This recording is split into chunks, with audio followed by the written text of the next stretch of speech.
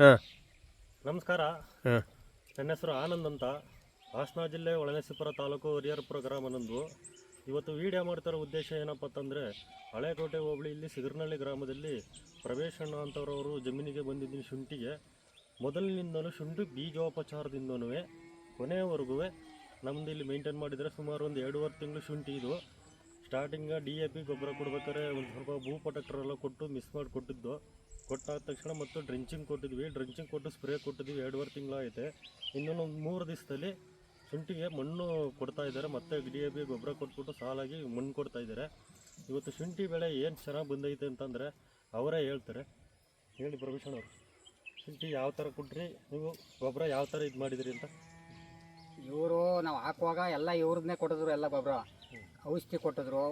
ಒಂದು 3 ಪ್ಯಾಕೆಟ್ ಕೊಟ್ಟಿದ್ರು. ಅದನ್ನು ಉಕ್ಕಿಗೆ 1 ಪ್ಯಾಕೆಟ್ ಎಸಿ ಅಂತ ಹೇಳಿದರು. ಅದ 1 ಪ್ಯಾಕೆಟ್ ಅದಕ್ಕೆ ಅಷ್ಟೇ. ಹಾಕುವಾಗ 2 ಪ್ಯಾಕೆಟ್ ಬೆರೆಸ್ಕೊಂಡು ಗೊಬ್ಬರದೊಳಕ್ಕೆ ಶುಂಠಿ ನಾಟಿ ಮಾಡ್ಬೇಕು. ಶುಂಠಿ ನಾಟಿ ಮಾಡ್ಬೇಕಾದ್ರೆ ಬೆರೆಸ್ಕೊಂಡು ಅದ ಗುಣಿಗೆ ಹಾಕ್ಕೊಂಡು ಹೋದೋ.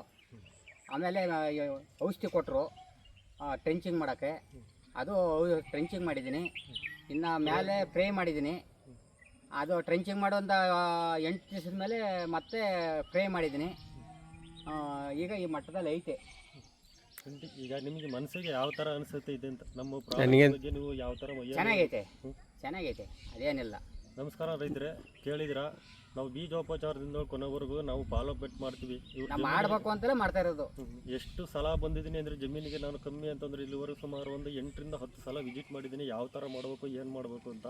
ನಾನು ನಿಮ್ಮಲ್ಲಿ ಕೇಳ್ತಿರೋದೇ ನಮ್ಮದೇ ಆದಂಥ ಸಮೃದ್ಧ ಆಗೋ ಪ್ರಾಡಕ್ಟ್ನ ಉಪಯೋಗಿಸಿ ನಿಮ್ಮ ಜಮೀನಿಗೆ ನಾವೇ ಖುದ್ದಾಗಿ ಬಂದು ಮಾರ್ಗದರ್ಶನ ಕೊಟ್ಟು ಯಾವ ರೀತಿ ಇದು ಮಾಡಬೇಕು ಅಂತ ಹೇಳ್ತಾ ಇದ್ವಿ.